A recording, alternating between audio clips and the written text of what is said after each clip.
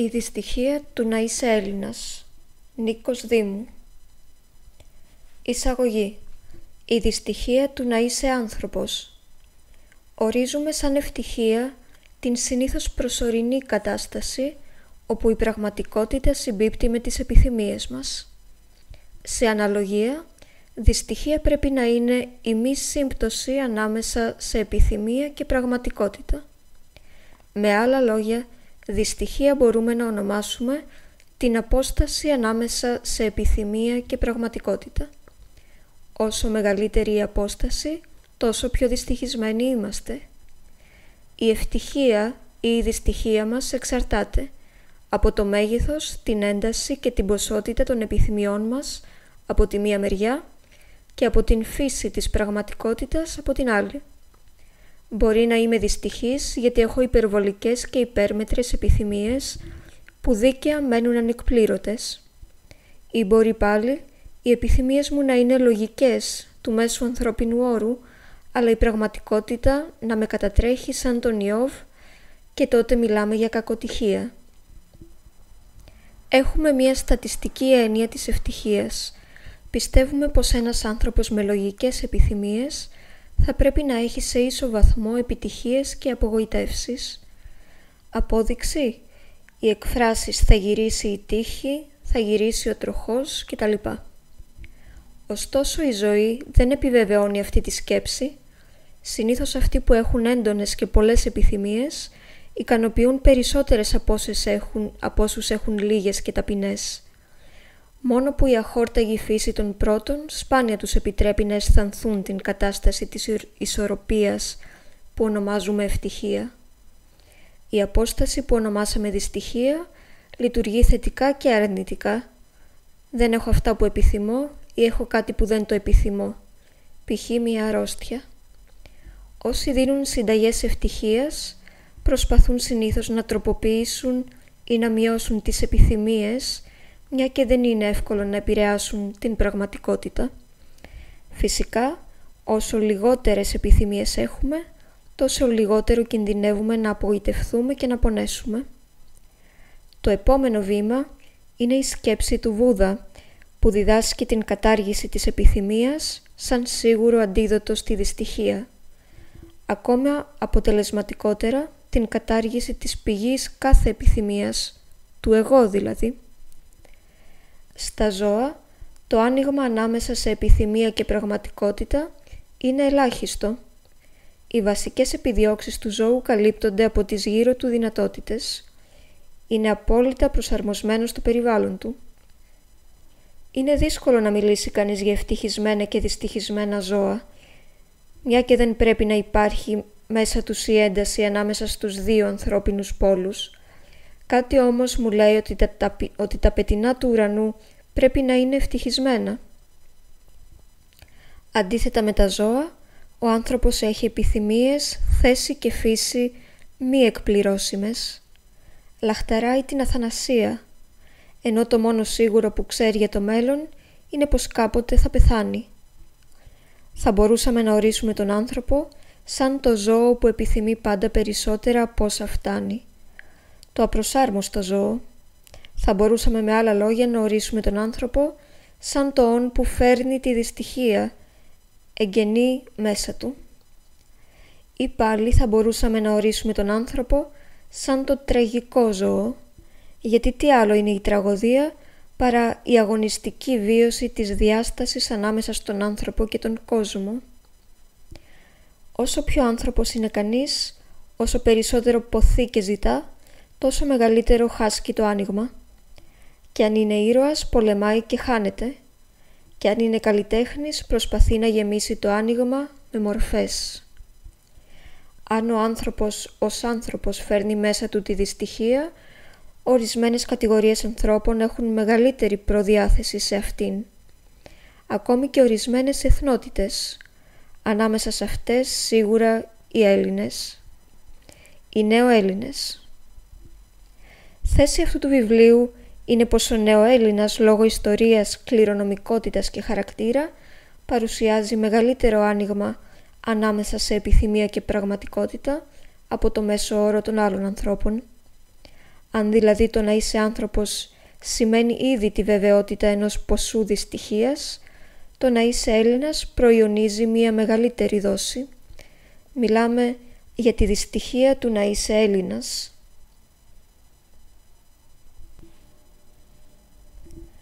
Η ελληνική υπερβολή. Αξίωμα. Ένας Έλληνας κάνει ό,τι μπορεί για να μεγαλώσει το άνοιγμα ανάμεσα σε επιθυμία και πραγματικότητα. Τούτο το επιτυγχάνει είτε αυξάνοντας σε αλόγιστο βαθμό τις απαιτήσεις του, είτε καταστρέφοντας όσο καλύτερα μπορεί το περιβάλλον του, είτε ακόμη και με τους δύο αυτούς τρόπους μαζί. Βασικοί ψυχικοί παράγοντες για το μεγάλωμα του ανοίγματος, η μόνιμη τάση υπερβολής που μας οδηγεί πάντα στα άκρα και η επίσης μόνιμη εσωτερική μας αντίφαση και παλινδρόμηση, ουδέν προς ημάς η μεσότης, του Αριστοτέλη. Ο Έλληνας ζει κυκλοθυμικά, σε μόνιμη έξαρση ή ύφεση, μία συνέπεια, απόλυτη αδυναμία αυτοκριτικής και αυτογνωσίας. Το έθνος πρέπει να θεωρεί εθνικών ότι είναι αληθές. Εμείς χρόνια τώρα προσπαθούμε να πισθούμε για το ανάποδο. Ο Έλληνας, όταν βλέπει τον εαυτό του στον καθρέφτη, αντικρίζει είτε τον Μεγαλέξανδρο, είτε τον Κολοκοτρώνη, είτε τουλάχιστον τον Ωνάση, ποτέ τον Καραγκιόζη. Κι όμως στην πραγματικότητα είναι ο Καραγκιόζης που ονειρεύεται τον εαυτό του σαν Μεγαλέξανδρο. Ο Καραγκιόζης με τα πολλά επαγγέλματα, τα πολλά πρόσωπα, τη μόνιμη πείνα και τη μία τέχνη, αυτήν της ηθοποιίας. Πόσοι είναι οι Έλληνες, εκτός από τον Εμμανουήλ Ροίδη, που έχουν δει το πρόσωπό τους στον καθρέφτη? Για τούτο, ο Έλληνας δεν συγχώρεσε ποτέ τους μισέλληνες, όσους μισέλληνες ζωγράφισαν το πορτρέτο του. Ο Έλληνας προσπαθεί σε κάθε τομέα να είναι εκτός πραγματικότητας. Και μετά είναι δυστυχής διότι είναι εκτός πραγματικότητας. Και μετά είναι ευτυχής διότι είναι δυστυχής. Βασικά ο Έλληνας αγνοεί την πραγματικότητα. Ζει 2 φορές πάνω από τα οικονομικά του μέσα. Υπόσχεται τα τριπλά από όσα μπορεί να κάνει. Γνωρίζει τα τετραπλάσια από όσα πραγματικά έμαθε. Αισθάνεται και συναισθάνεται τα 5πλάσια από όσα πραγματικά νιώθει. Η υπερβολή δεν είναι μόνο εθνικό ελάττωμα, είναι τρόπος ζωής των Ελλήνων.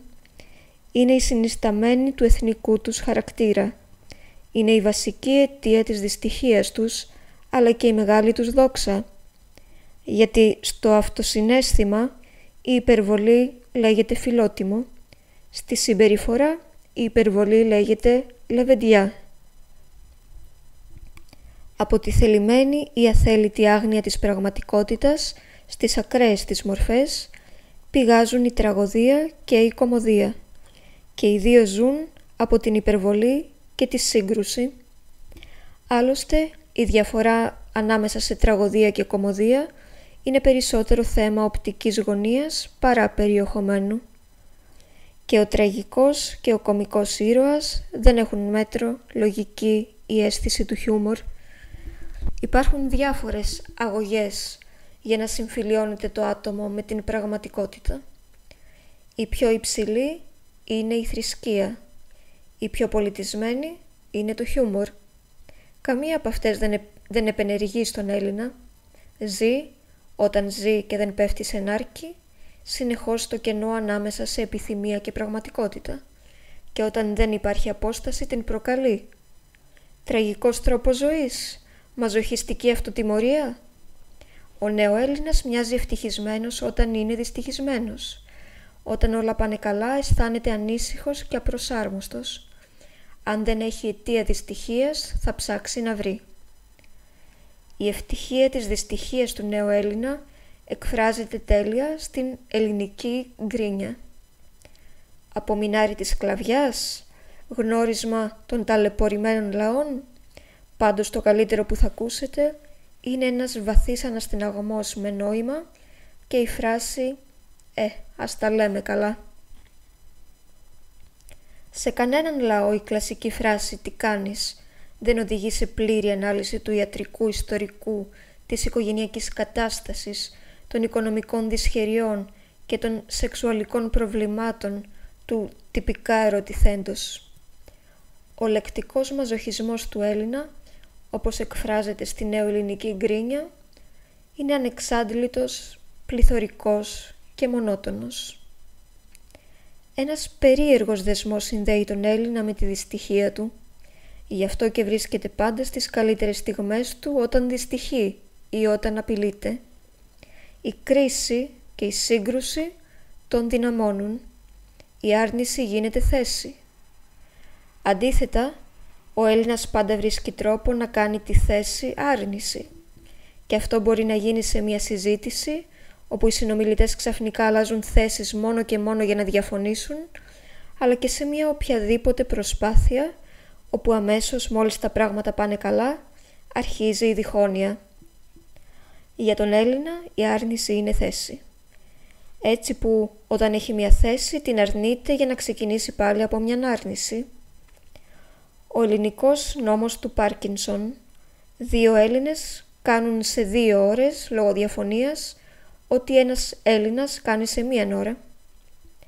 Βαθιά μες στην ψυχή του Έλληνα συζούν ο Χατζιαβάτης και ο Μεγαλέξανδρος, η υπερβολή της κακομοιριάς και της λεβεντιάς, η περηφάνεια της Σύβρης και η ύβρη της γκρίνιας, μόνιμες και αρχαίες αιτίες δυστυχίας και δημιουργίας.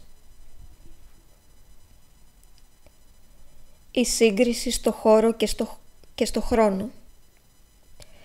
Όποιος λαός και αν καταγόταν από τους αρχαίους Έλληνες θα ήταν αυτόματα δυστυχισμένος, εκτός αν μπορούσε να τους ξεχάσει ή να τους ξεπεράσει. Στο θέμα της κληρονομιάς τους θα χώριζε τους Έλληνες σε 3 κατηγορίες: τους συνειδητούς, τους ημισυνειδητούς και τους μη συνειδητούς. Οι πρώτοι είναι λίγοι και ξέρουν, έχουν νιώσει το τρομερό βάρος της κληρονομιάς. Έχουν καταλάβει το απάνθρωπο επίπεδο τελειότητας του λόγου και της μορφής των παλαιότερων και τούτο τους συντρίβει. Τούτες τις πέτρες τις εσήκωσα όσο βάσταξα. Οι δεύτεροι, οι περισσότεροι, δεν ξέρουν ανάμεσα, έχουν όμως ακουστά. Οι δεύτεροι, οι περισσότεροι δεν ξέρουν άμεσα, έχουν όμως ακουστά. Είναι σαν τους γιους του διάσημου φιλοσόφου, που δεν μπορούν να καταλάβουν τα έργα του, βλέπουν όμως πως όσοι ξέρουν τα τιμούν και τα βραβεύουν. Τους ενοχλεί αλλά και τους κολακεύει η φήμη. Επέρονται πάντα όταν μιλάνε σε τρίτους. Είναι φοβερό όχι μόνο να μην μπορείς να ξεπεράσεις, αλλά ούτε να καταλάβεις τα έργα του πατέρα σου. Όσο περισσότερο υπερηφανευόμαστε για τους προγόνους χωρίς να τους ξέρουμε, τόσο περισσότερο ανησυχούμε για εμάς. Η τρίτη κατηγορία, η μη συνειδητή, είναι παρθένη και αγνή. Γράφε ασπούδαχτη. Ο Μακρυγιάννης, ο Θεόφιλος, ο λαός. Έχουν ακούσει για τους παλαιούς σε μύθους και σε θρύλους, που τους έχουν αφομοιώσει σαν λαϊκά παραμύθια. Αυτοί οι αγνοί είναι που δημιούργησαν τη λαϊκή παράδοση και τέχνη. Αυτοί ήσαν οι μόνοι που έζησαν χωρίς το άγχος της κληρονομιάς. Ωστόσο η συντριπτική πλειοψηφία των ημιμαθών, με το μόνιμο κρυφό πλέγμα κατωτερότητας απέναντι στους αρχαίους, καθορίζει τη στάση και το ύφος του συνόλου. Θύματα όχι μόνο της κληρονομιάς, αλλά και του πιο καθυστερημένου εκπαιδευτικού συστήματος στον κόσμο, που αντιμετωπίζει τους αρχαίους με τόσο σχολαστικό δέος, που να τους κρατάει όσο γίνεται ένδοξους και απρόσιτους. Ή μήπως έχει άλλες αιτίες αυτό το τόσο σοφό σύστημα αρχαίας αμάθειας, υποσυνείδητη αντίδραση ίσως.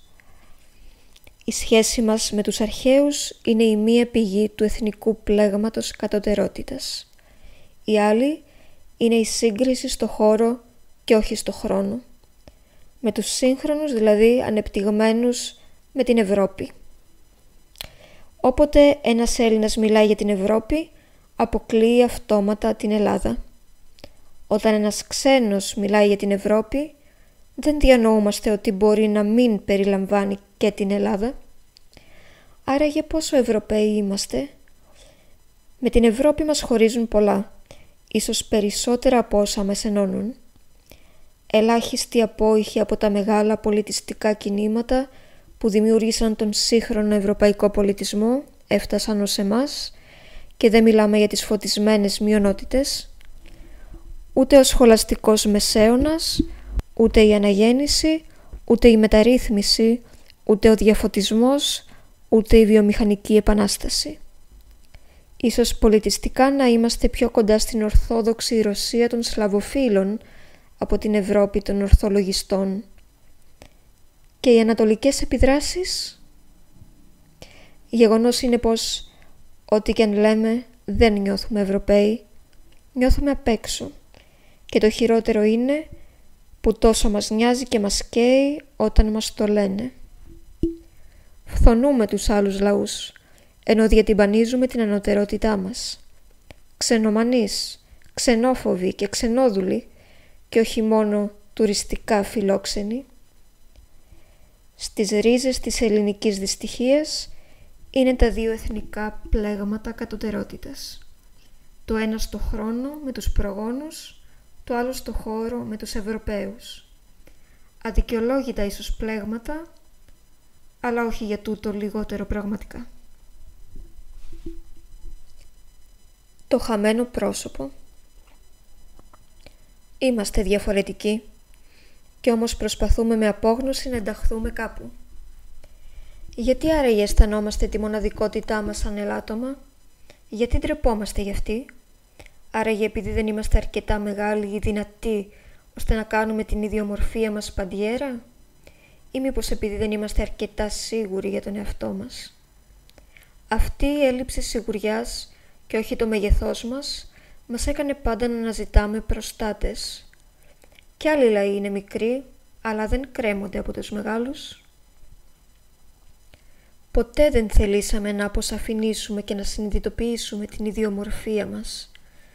Πάντα προσπαθούσαμε να ανήκουμε κάπου και όχι να είμαστε εμείς.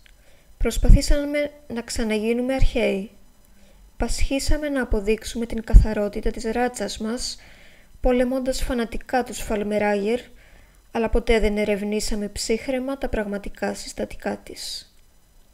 Μισήσαμε και καταστρέψαμε τη γλώσσα μας, γιατί δεν ήταν εντελώς ίδια με τη γλώσσα των αρχαίων μας προγόνων. Μισήσαμε τον εαυτό μας, γιατί δεν ήταν ψηλός, ξανθός, με ελληνική μύτη, σαν τον Ερμή του Πραξιτέλη. Μισήσαμε τους γειτονές μας, γιατί τους μοιάζουμε. Τελικά ποιοι είμαστε? Οι Ευρωπαίοι της Ανατολής ή οι Ανατολίτες της Ευρώπης? Οι αναπτυγμένοι του Νότου ή οι πανάπτυκτοι του Βορρά? Η κατευθείαν απόγονοι των αρχαίων ή η πανσπερμία της Βαβυλωνίας? Τα μεν πάτρια ήθη απειρνήθημεν, του δε διανοητικού βίου των εθνών της Δύσεως δεν μετέχομεν εις έτη, κάπου ανάμεσα στο Ζενίθ και τον Αδύρ, αιωρούμενοι, σαν τον τάφο του Μωάμεθ. Είμαστε ένας λαός χωρίς πρόσωπο, χωρίς ταυτότητα, όχι επειδή δεν έχουμε πρόσωπο, αλλά επειδή δεν τολμάμε να κοιταχτούμε στον καθρέφτη, επειδή μας έκαναν να ντρεπόμαστε για το πραγματικό μας πρόσωπο, τόσο που να φοβόμαστε να γνωρίσουμε τον εαυτό μας. Έτσι μάθαμε να παίζουμε διάφορους ρόλους, τον αρχαίο, τον Ευρωπαίο. Αν η πορεία του γένους ήταν πιο ομαλή, ίσως να μην είχαμε σήμερα πρόβλημα ταυτότητας.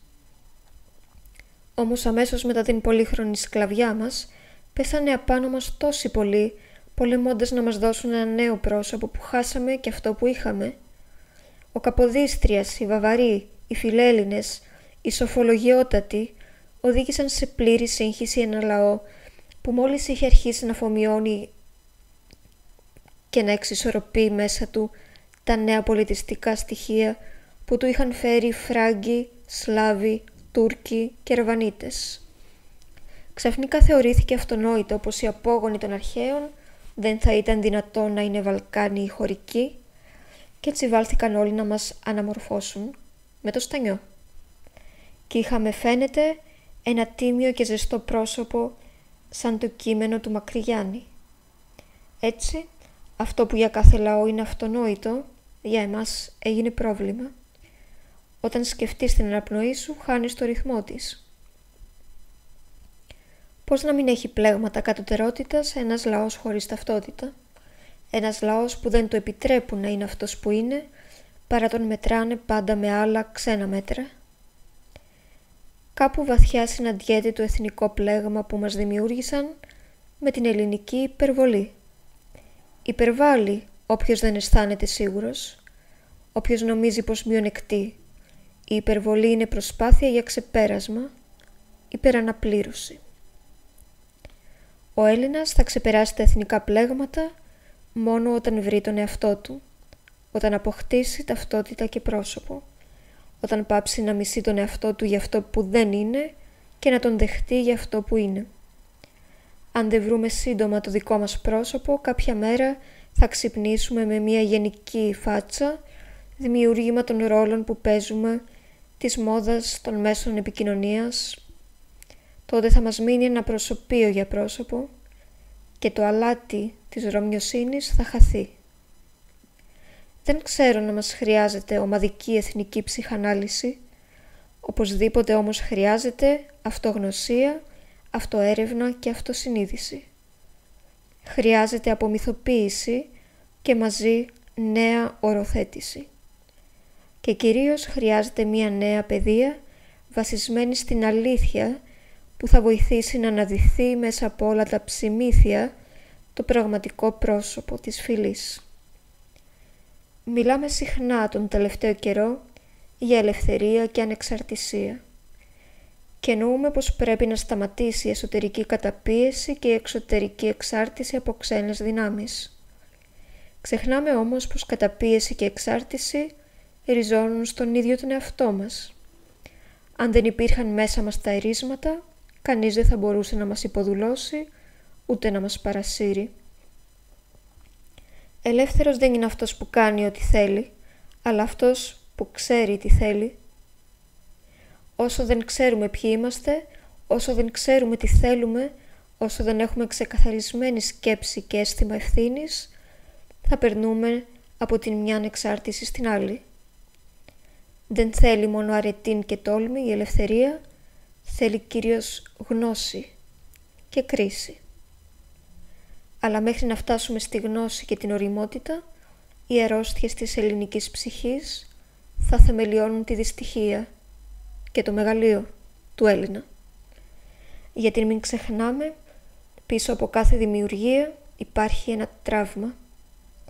Μέσα σε κάθε μαργαριτάρι υπάρχει ο ενοχλητικός κόκκος της άμμου.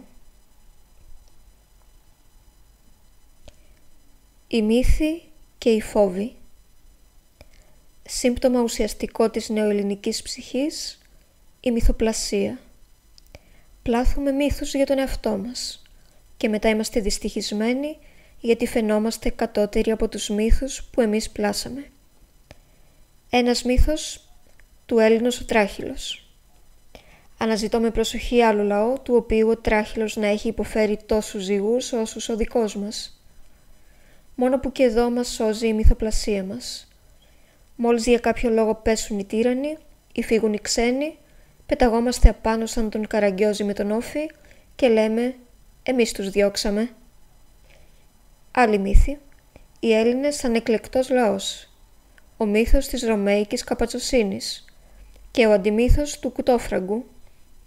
Κάποιος πρέπει να γράψει κάποτε το παράξενο ρομάντζο της ελληνικής ξενολατρείας και ξενοφοβίας. Άλλος μύθος. Η ξένη επέμβαση. Ποτέ οι νεοέλληνες δεν μπόρεσαν να αναλάβουν τις ευθύνες τους. Πάντα έφταιγε κάποιος τρίτος. Ο αγγλικός δάχτυλος, η Intelligence Service, το ΝΑΤΟ, η ΣΥΑ. Άλλωστε αυτός ο μύθος δουλεύει και στις προσωπικές μας ιστορίες. Ποιος υποψήφιος πιστεύει πως δίκαια απέτυχε στις εξετάσεις? Ποιος υπάλληλος αναγνωρίζει πως δίκαια πήρε προαγωγή ο συναδελφός του? Οι άλλοι έχουν πάντοτε τα μέσα.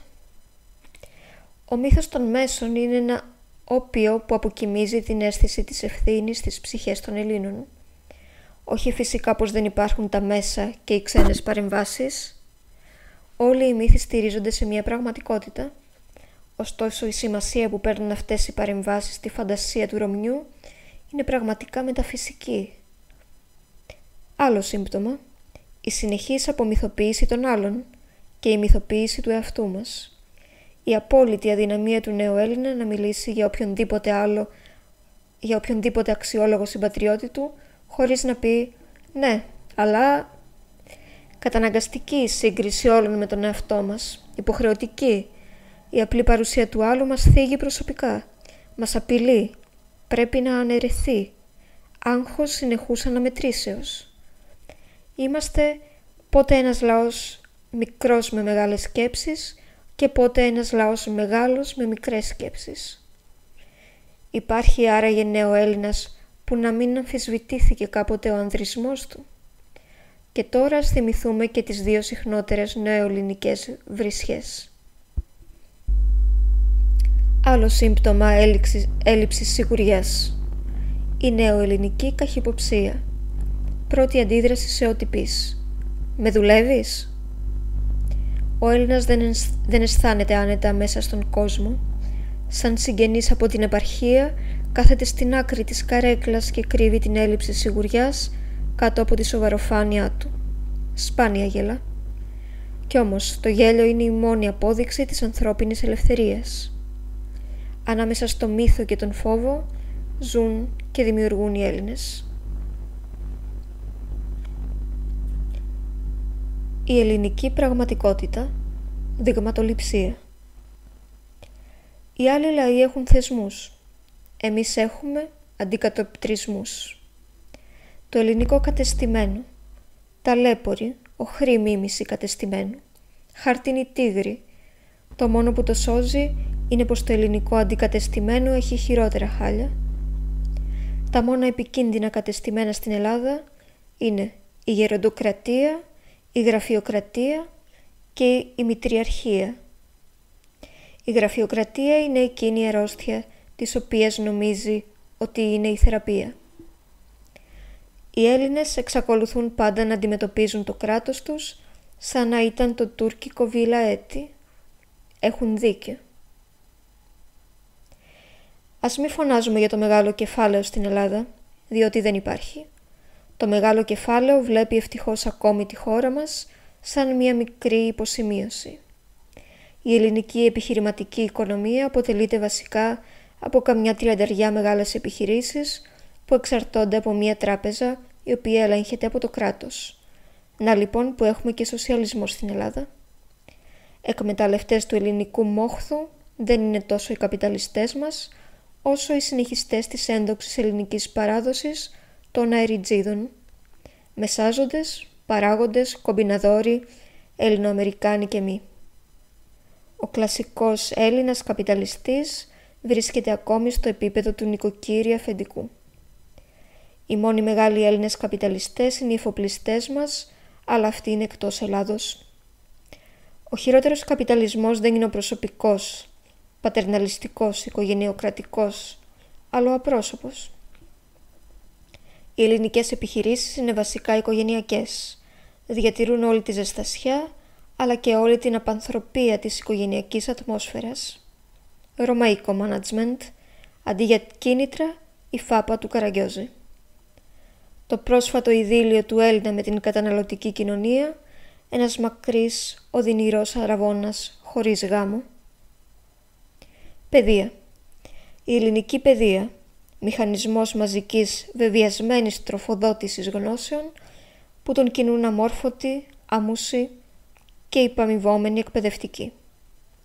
Το πρόβλημα της ελληνικής παιδείας είναι πρόβλημα διδασκόντων. Μόνο προσωπικότητα μπορεί να διαμορφώσει νέες προσωπικότητες.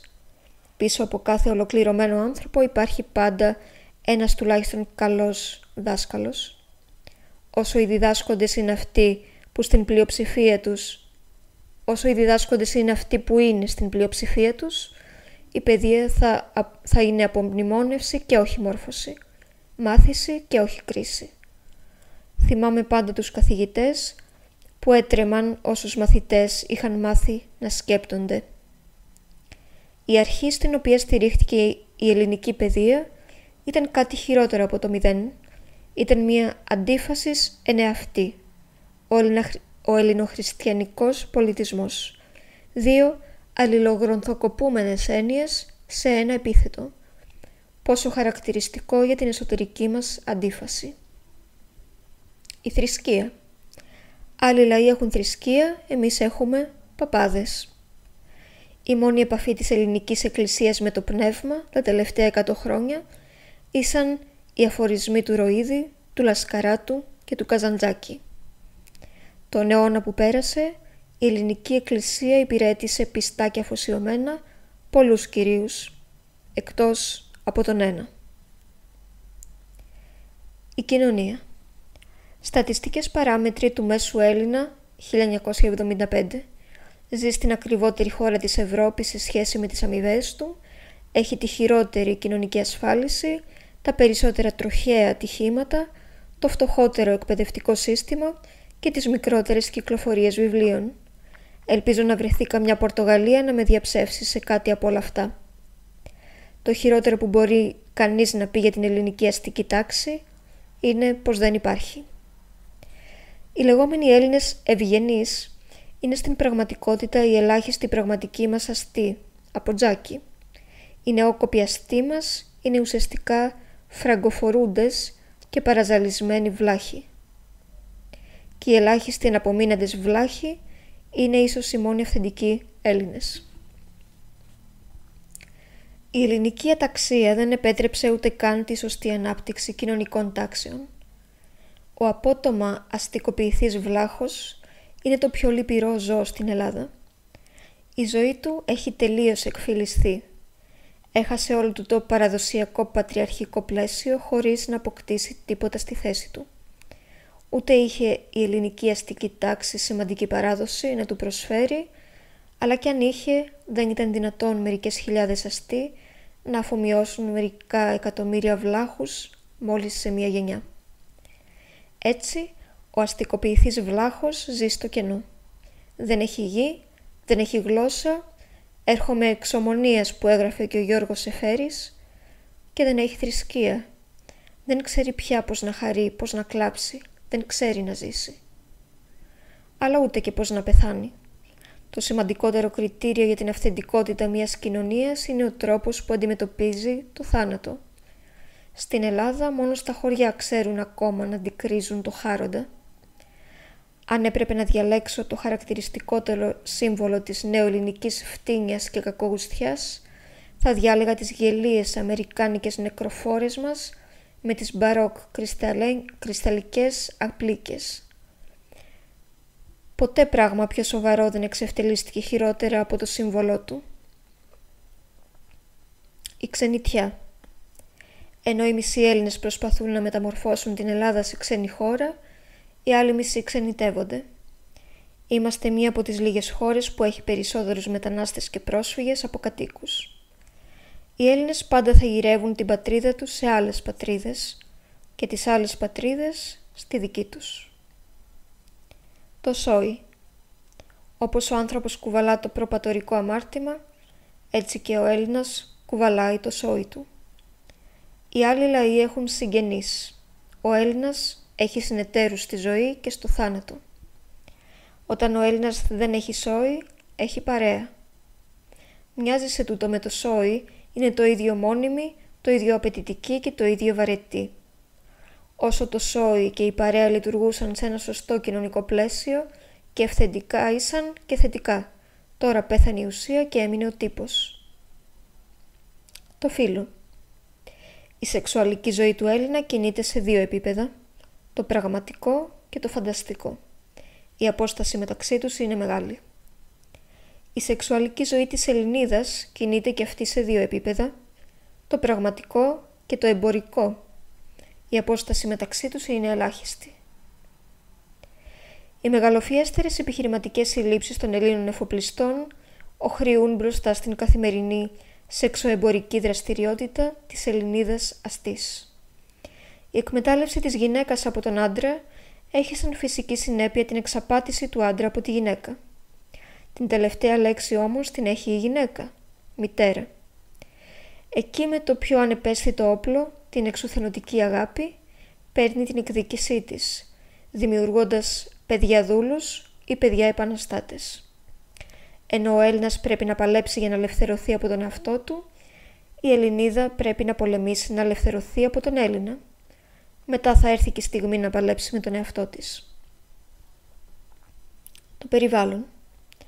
Όλη η μεθοδικότητα και το σύστημα που μας λείπουν από την καθημερινή μας ζωή και εργασία, τη συγκεντρώνουμε στη μυστική αποστολή μας. Να καταστρέψουμε όσο γίνεται πιο αποτελεσματικά αυτό τον ωραίο τόπο που μας έταξε η μοίρα. Η αλήθεια είναι πως ο τόπος τούτος είναι τόσο όμορφος που ώρες-ώρες η ομορφιά του βαραίνει την ψυχή μας σαν τη σκία των προγόνων μας. Άλλο ένα νέο ελληνικό πλέγμα.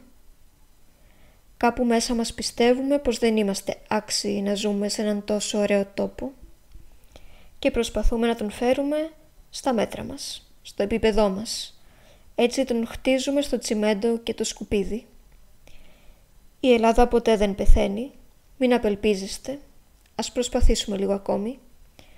Ο ελληνικός χώρος, κάτι ανάμεσα στα ειδήλια της Αρκαδίας, του Πουσέν και το θέατρο του Παραλόγου, σήμερα σκηνικό για τουρίστες. Ό,τι έφτιαξαν η φύση και οι αρχαίοι, αυτά τώρα έχουν γίνει ένα και εμείς θίασος ποικιλιών πλανιόμαστε μέσα σε μεγαλόπρεπα σκηνικά τραγωδίας. Αναζητώντας τα παρασκήνια πίσω από τα σκηνικά να βρεις την αληθινή μορφή του τόπου σου, ανακαλύπτεις με τρόμο πως δεν είναι σκηνικά παρά αληθινή πέτρα και βράχος. Μόνο εσύ είσαι ψεύτικος, ηθοποιός, καμποτίνος.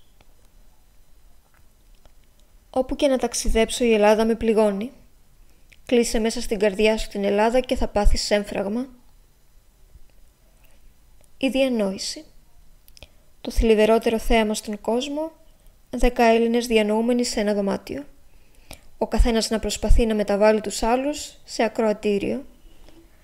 Διανοούμενος είναι ο άνθρωπος που προσπαθεί συνήθως μάταια να κάνει τις ιδέες του πράξη. Έλληνας διανοούμενος είναι αυτός που προσπαθεί να βρει ιδέες για να δικαιολογήσει τις πράξεις του. Πνευματική επικοινωνία στην Ελλάδα, περιοδικός και αλληλοδιαδόχος, οι πομποί μεταμορφώνονται σε δέκτες για να συγχαρούν, χωρίς να τους έχουν διαβάσει, άλλους πομπούς, έτσι που κάποτε και αυτοί να μεταμορφωθούν σε δέκτες κτλ. Πνευματική αιμομιξία.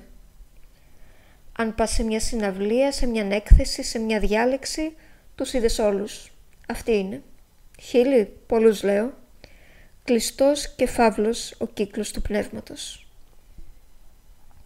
Η Ελλάδα είναι ο μόνος τόπος που ο συγγραφέας πληρώνει από την τσέπη του για να εκδώσει ένα βιβλίο και μετά φορολογείται για τα έσοδα εξεγγραφικής εργασίας. 1000 φορές καλύτερη η ομοίη εμπορικότητα με την οποία γίνεται η προώθηση των πνευματικών αξιών στη Δύση παρά η γλιώδης κολακεία, η χαμέρπια και ο φαβοριτισμός που χαρακτηρίζουν την πνευματική μας ζωή. Όσα μέλη της Επιτροπής Κρατικών Βραβείων έφτασαν ήδη σε αυτό το σημείο του βιβλίου, δικαιούνται έπαινο για την ευσυνειδησία και την εργατικότητά τους. Κάλλιο Κούλη στην παλιά Κίνα, παραδιανοούμενος στην Ελλάδα. Αν οι διανοούμενοι και οι καλλιτέχνες είναι οι πιο δυστυχισμένοι άνθρωποι, γιατί σε αυτό τους το άνοιγμα ανάμεσα σε επιθυμία και πραγματικότητα παίρνει τραγικές διαστάσεις. Και αν οι Έλληνες είναι ο πιο δυστυχισμένος ανάμεσα στους λαούς, τότε τι είναι χειρότερα από έναν Έλληνα και διανοούμενο? Επίλογος. Ας είναι ό,τι θέλει η ψυχή του Έλληνα, ένα να μην γίνει, φτηνή και ανώνυμη. Αυτός είναι ο μεγάλος κίνδυνος, γι' αυτό αντισταθείτε, που είπε ο ποιητής. Αντισταθείτε όμως ελληνικά. Και η ελληνική υπερβολή και τα πλέγματα και η αβεβαιότητα οδηγούν στη δημιουργία. Τον ύπνο και το λίθαργο και το χορτάτο χαδερφισμό να φοβάστε. Οι Έλληνες καταναλωτές ευτυχίας, το όνειρο του Καραγκιόζη, αλλά πόσο οδυνηρό το ξύπνημα. Γιατί ίσως η πραγματική ευτυχία του Έλληνα Δεν είναι η στατική ισορροπία που είναι τόσο πρόσκαιρη άλλωστε ανάμεσα στη ζήτηση και την προσφορά, αλλά η αγωνιστική διαλεκτική του βίου. Τρελοί πρέπει να είμαστε οι Έλληνες, όπως τρελός είναι για τους αστούς ο τραγικός ήρωας. Η ιερή μεγάλη τρέλα ήταν ότι σωστό κατορθώσαμε ως τα τώρα, είτε πέτυχε είτε δεν πέτυχε. Γι' αυτό πολλοί αγάπησαν τον αγώνα, περισσότερο από το σκοπό του αγώνα. Όλοι ζητάμε την ευτυχία, ωστόσο αν καταφέρουν ποτέ οι άνθρωποι να συμφιλιωθούν απόλυτα με την πραγματικότητα, το τραγικό και αγωνιστικό ελληνικό πνεύμα θα έχει χαθεί. Συμφιλίωση με την πραγματικότητα σημαίνει είτε ξεπέρασμα στιγμιαίο, είτε άγνοια της πραγματικότητας. Νάρκωση και λύθη, τα όρια όμως υπάρχουν πάντα, αδυσόπιτα. Και τι θα γίνει με το θάνατο, σύντροφε? Αλήθεια, σύντροφοι, άνθρωποι όλης της γης, τι θα γίνει με το θάνατο? 3.000 χρόνια οι Έλληνες λατρεύουν τη ζωή, από τον Όμηρο μέχρι τον Ελίτη. Ζώην και οράν φάος η Ελίο. Καμία υπόσχεση μέλουσα ζωής δεν μπόρεσε να αποζημιώσει τον Έλληνα για την απώλεια του επίγειου παράδεισου. Καμία θρησκεία δεν μπόρεσε να τον συμφιλιώσει με το θάνατο. Ο υπερβατισμός του ήταν πάντα ενδοκοσμικός.